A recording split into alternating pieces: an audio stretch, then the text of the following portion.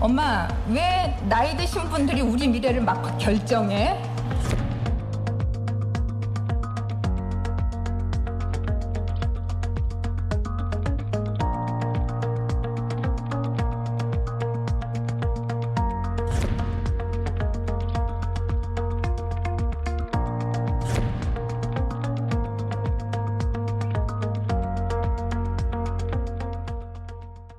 다섯 시의 뉴스 오후 초록방 시내 원룸에서 시작하는 정치권 이야기입니다. 자, 오늘은요, 장동혁 국민의힘 의원 또 전용기 더불어민주당 의원 나오셨습니다. 두 분 안녕하세요. 네, 안녕하세요. 네, 안녕하세요. 장 의원님은 이제 원내 대변인이셔서 네. 제가 그 국회 출입할 때 참 많이 전화해서 괴롭혔던 기억이 있고요. 전 의원님은 조금 전에 이제 영상 보시면서 한숨을 조금 쉬셨는데 이따가 열띤 토론 또 부탁드리겠습니다. 먼저 민주당 이야기부터 하겠습니다. 제목 바로 주시죠.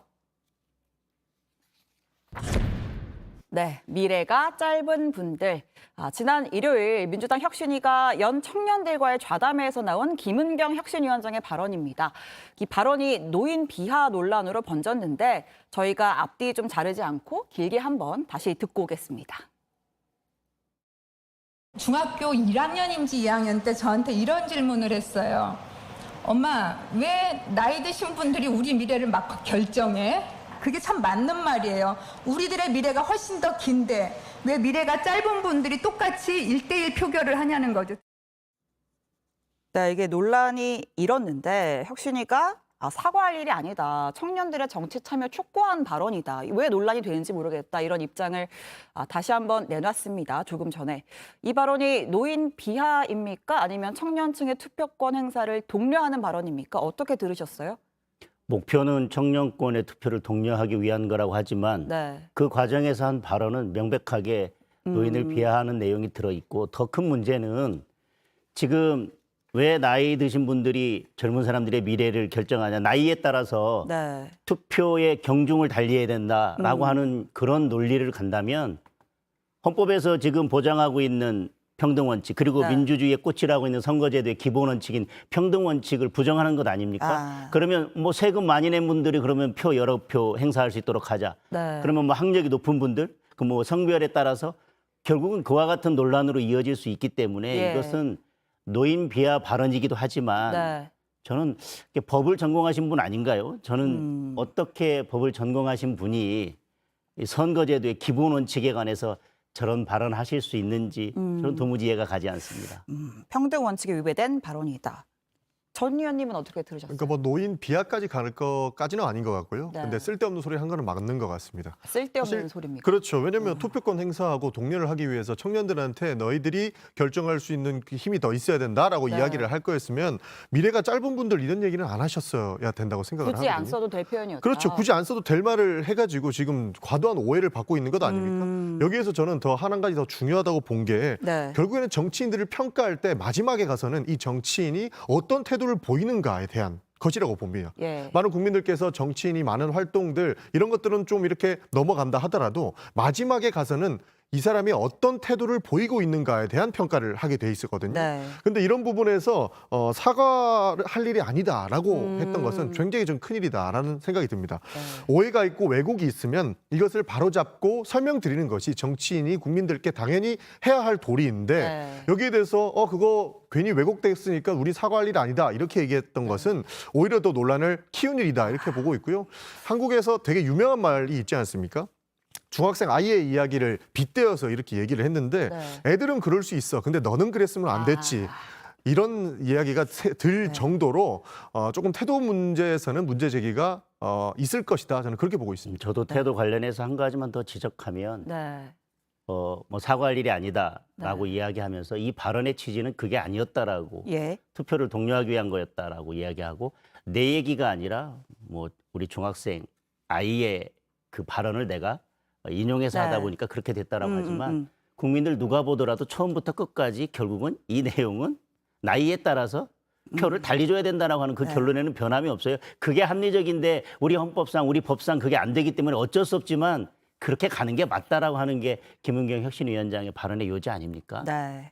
알겠습니다. 그 참 정치권에서 이 사과의 타이밍이 참 중요할 때가 많은데 일단은 혁신위의 입장은 뭐 사과할 일은 아니다고 했고 그 오늘 오후에 나온 이제 SNS 글이에요. 사실 양이원영이 김은경 위원장이 맞는 얘기를 했다 이렇게 좀 옹호하면서 또 논란이 되고 있는데 지금 어떤 정치인에게 투표하느냐가 미래를 결정한다. 그런데 지금 투표하는 많은 이들은 그 미래에 살아있지도 않은 사람들이다. 이런 표현을 써서 또 논란이 됐는데 그러니까 논란이 되니까 이 살아있지도 않을 사람들이란 표현은 지웠고 역시나 이번에도 청년들 정치 참여 강조한 발언이다. 이렇게 또 하나의 글을 썼더라고요. 이것도 역시 그러니까 우리가 좀 과도하게 들어갈 필요는 없는 게 그 기본 원칙 부인은 아니라고 명백하게 밝혔어요. 예. 그러니까 중학생 아이들이 한 이야기를 빗대어서 얘기를 한 것이고 네. 정치 참여에 동의하기 위해서 예. 이렇게 하나의 비유를 든 것이기 때문에 기본 원칙은 부인한 것이 아니다라고 네. 말씀을 하셨습니다. 네. 사실 그 김은경 위원장이 로스쿨 교수시잖아요. 그렇죠. 그렇기 때문에 헌법에 주는 가치 그거는 누구보다 잘 알고 있을 거라고 보고 있습니다. 네. 그러나 정치인이 된 이후에 정치인의 입에서 저런 이야기가 나왔다는 것이 부적절하다고 저도 비판을 함께하고 있는 것이고요. 양이원영 의원도 사실 좀 두둔하기 위해서 이런 얘기를 하신 것 같아요. 그런데 생각은 그렇게 할 수 있습니다만 굳이 이렇게까지 두둔해서 네. 태도 논란을 키울 필요까지는 없다. 저는 네. 그 정도 평가하고 싶습니다. 지금 전 의원이 그 당을 위해서 또 쓴소리를 하신 걸로 보입니다. 발언이 근데 네. 예전에 정동영 의원, 뭐 유시민 전 장관부터 예. 시작해서 뭐 서른 의원, 윤호중 의원님부터 시작해서 네. 뭐 노인 비하 발언의 역사는 뭐 일일이 열거하지 않아도 너무나 많지 않습니까? 예. 그래서 노인 비하를 하는 것 그리고 세대와 세대를 갈라치는 게 네. 민주당의 기본 태도냐라고 비판을 하는 데 있어서 네. 뭐 기본 원칙은 지키고 노인 비하는 아니라고 얘기하는데 민주당 의원이 나서서 또 다시 네. 그 말이 틀린 말은 아니다라고 이야기하는 것은 결국은 민주당의 뿌리 깊은 인식 아닌가요? 그리고 기본 원칙은 부인하지 않았다. 1인 1표는 부인하지 않았다라고 이야기하지만 김은경 혁신위원장의 발언의 취지는 법에 지금 1인 1표라고 돼 있으니까 내가 어쩔 수 없지만 정말 합리적인 것은 표를 달리 무게를 두는 게 맞다라는 게 김은경 혁신위원장의 발언의 요지입니다. 기본 원칙을 부진하지 않았다라고 하는 거는 법에 제한이 있기 때문에 내가 이것을 지금 뭐 1인 2표, 뭐 1인 3표로 갈 수는 없다. 네. 그렇지만 그걸 달리 두는 게 합리적이다. 예. 라는 게 김은경 혁신위원장의 발언의 요지 아닙니까? 네, 그 오늘 또 이제 국민의힘 지도부에서도 이런 취지로 또 비판을 했는데 저희가 그 여야 지도부가 한마디씩 한 내용도 준비를 했습니다. 잠깐 들어보고 대화 이어가겠습니다. 민주당은 2004년 열린우리당 시절부터 입에 담을 수도 없는 노인 폄하 발언의 긴 역사를 가지고 있는 정당입니다. 표 계산을 앞세워 극단적 국민 분할 지배 전략으로 선거에 접근하는 민주당의 구태입니다. 그런 단어를 방송에 쓰는 것 자체도 저는 부적절하다고 보고 아니 그런 말을 했습니까? 김은경 혁신위원장이 예. 그 지금 쓰신 네 단어를 썼냐고요. 그건 언론의 과도한 해석이죠. 네, 그 윤재열 원내대표가 좀 선거에 접근하는 민주당의 구태다 이렇게 좀 비판을 했는데 방금 전에 이제 장동현 의원님도 언급을 하셨다시피 2004년에 그 정동영 당시 열린우리당 의장의 발언이 큰 논란이 됐어요. 60, 70대는 투표 안 해도 괜찮고 집에서 쉬셔도 된다라고 했다가 정말 역대급 후폭풍이 일었고 당시에 이제 경로당을 직접 찾아가서 이제 큰절하면서 사죄하는 경우도 있었거든요. 그러니까 이렇게 좀 청년 표심을 잡으려다가 좀 균형을 못 잡은 거 아니냐 이런 지적이 있는데 어떻게 보십니까? 그러니까 정치인들이 서로 공격하고 말싸움하는 것은 결국에는 말을 통해서 네. 하는 거다 보니까 이런 논란이 나오는 것 같은데요. 유권자를 평가하는 방식은 어떠한 방식으로든 부적절할 수밖에 없는 상황이 연출되는 겁니다. 네. 그래서 충분히 이 부분에 대해서는 비판을 받아 마땅하다 저는 이렇게 보고 있고요. 네. 그런데 윤재호 국민의힘 원내대표께서 결국에는 민주당의 구태고 이것은 민주당의 전체적 문제다 이렇게 말씀을 하셨던데요. 네. 민주당이 실수한 거 맞습니다. 예. 근데 굳이 이거를 신나서 한마디 더 얻는 거는 오히려 그게 더 구태 아닌가 저는 싶어요. 그러니까 비판할 수 있는 부분은 비판하는데 이것을 원론을 다 무시하고 정치인으로서 바람직하지 않은 태도 네. 이렇게 신나서 오히려 더 규정 짓고 가려고 하고 갈라치게 하는 방법은 이게 더 구태라는 생각이 듭니다. 알겠습니다. 사실 이런 발언들이 꼭 민주당에서만 나왔던 건 아니에요.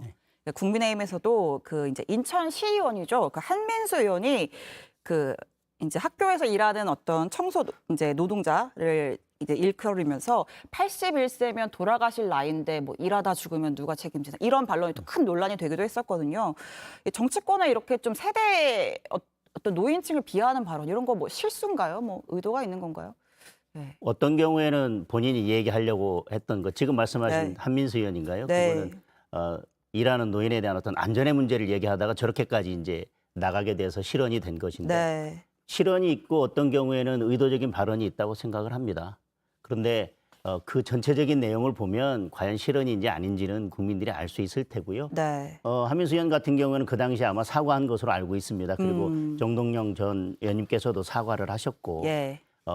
본의 아니게 실언이 됐다면 저는 인정하고 사과하는 게 맞다고 생각합니다. 네. 그런데 그거에 대해서 맞지 않는 해명을 해서 더 논란을 키우거나 그런데 그거에 대해서 당내에서도 이런 발언이 어쨌든 적절치 않다라는 강한 비판이 예를 들면 조홍천 의원님 같은 경우는 귀를 의심했다 뭐 이렇게까지 말씀하셨는데 네. 굳이 양 의원님이 나오셔가지고 그것을 옹호하는 굳이 SNS 글을 다시 올릴 필요가 있었나 그런 생각이 들고요. 그렇기 때문에 사실 윤재욱 원내대표도 비판을 하신 거고 네. 알겠습니다. 그런 측면에서 비판이 있었던 것이 뭐 네. 잘됐다 뭐 이때다 그렇게 볼 것은 아니지 않나. 네. 예.